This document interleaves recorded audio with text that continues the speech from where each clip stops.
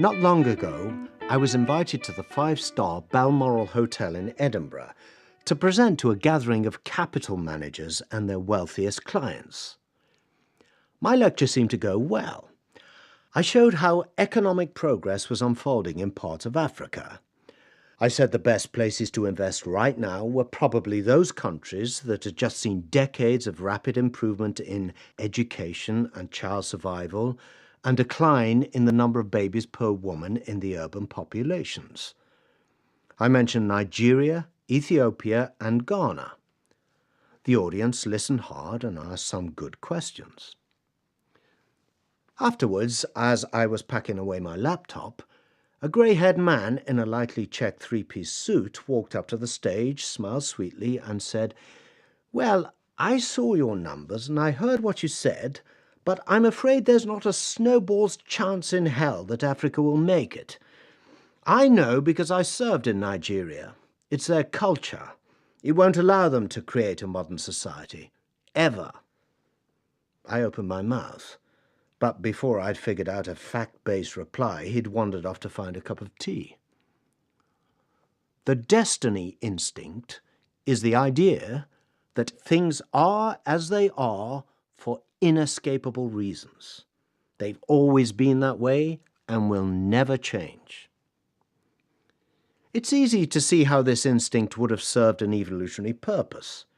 Historically, humans lived in surroundings that didn't change much.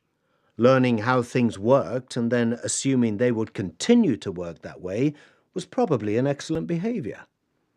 But today, this instinct not to update our knowledge blinds us to the changes happening around us.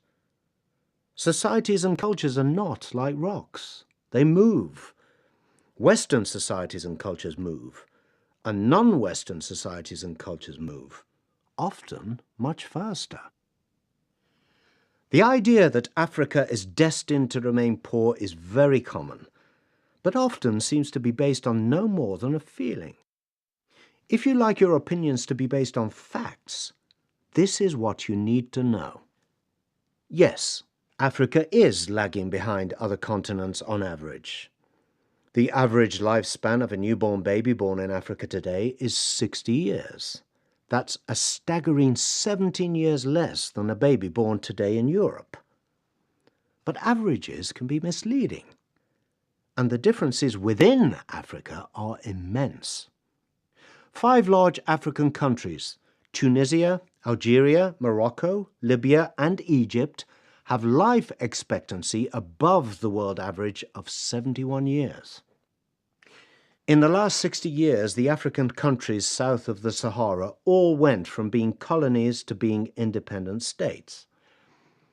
Over that time, these countries expanded their education, electricity, water and sanitation infrastructure faster than anything ever achieved by any European country. How can that not be counted as incredible progress? Perhaps because, though things are much better, they're still bad.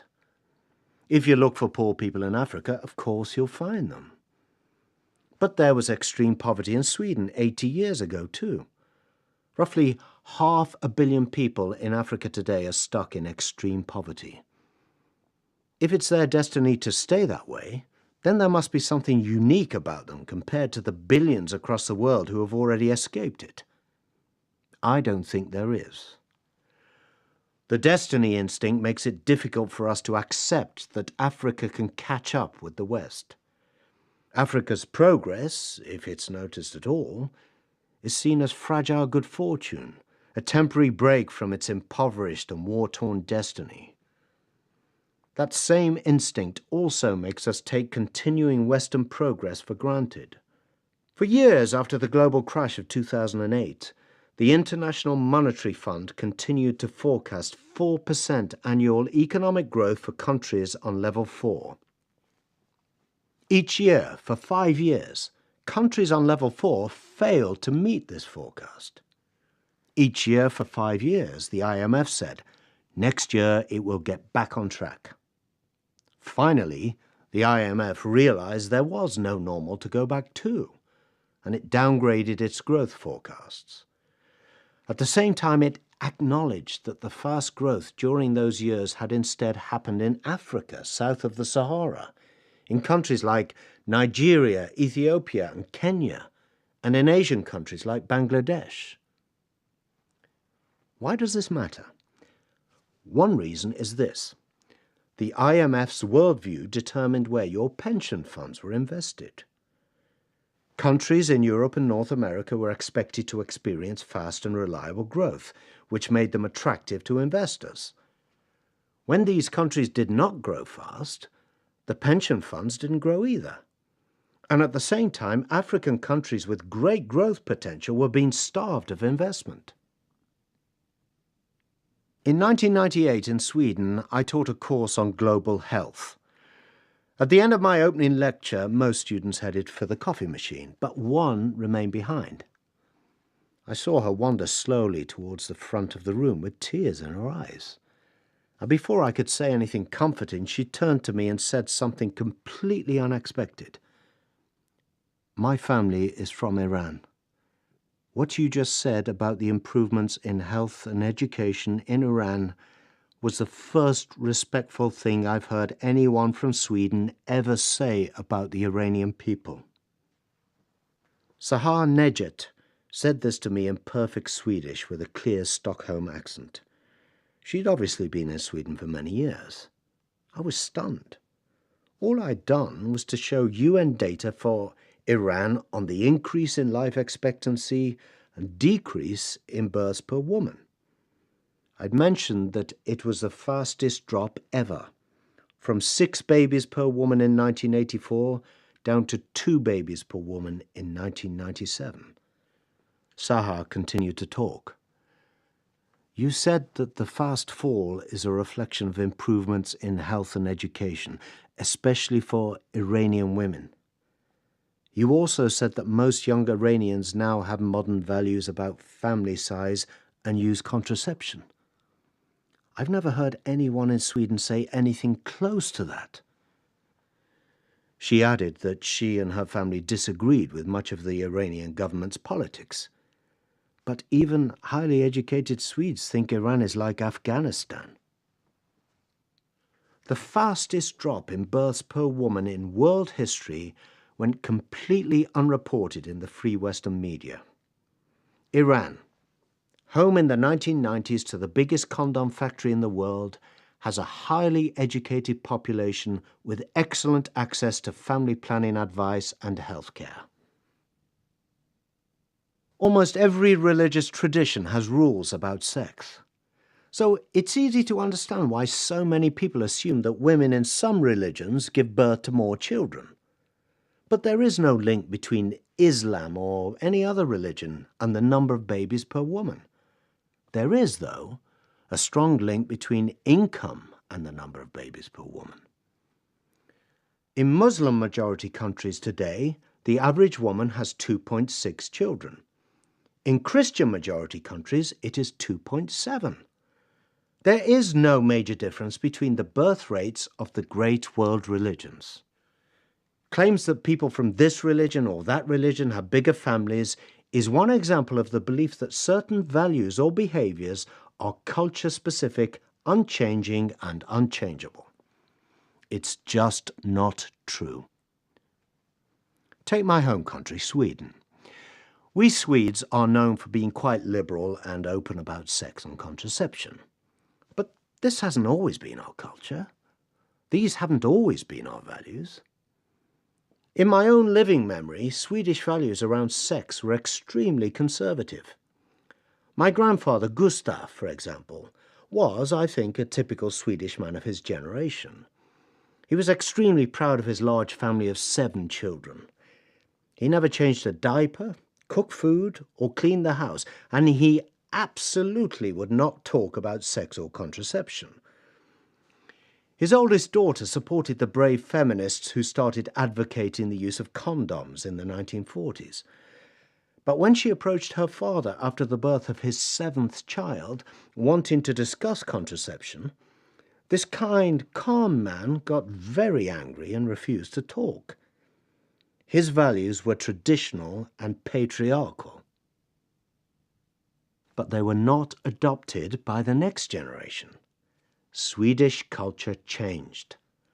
By the way, he also disliked books and refused to use the telephone. A woman's right to an abortion is supported by just about everyone in Sweden today. Strong support for women's rights has become part of our culture. My students' jaws drop when I tell them how different things were when I was a student in the 1960s. Abortion in Sweden was still, except on very limited grounds, illegal. At the university, we ran a secret fund to pay for women to travel abroad to get safe abortions. Then I tell the students where these young pregnant students travelled to. Poland. Catholic Poland. 5 years later, Poland banned abortion and Sweden legalized it.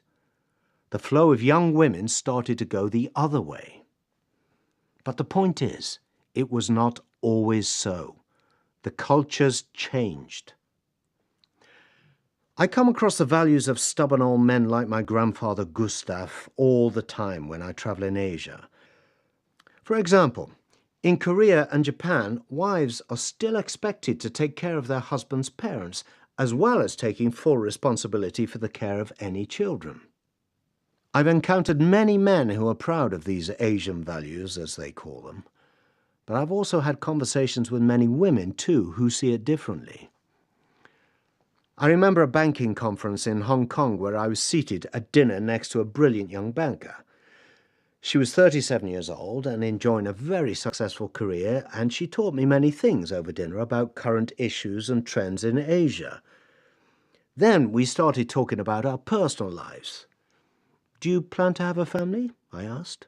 I didn't mean to be rude. We Swedes like to talk about these things. She smiled and said, "I am thinking about children every day." Then she looked me straight in the eye.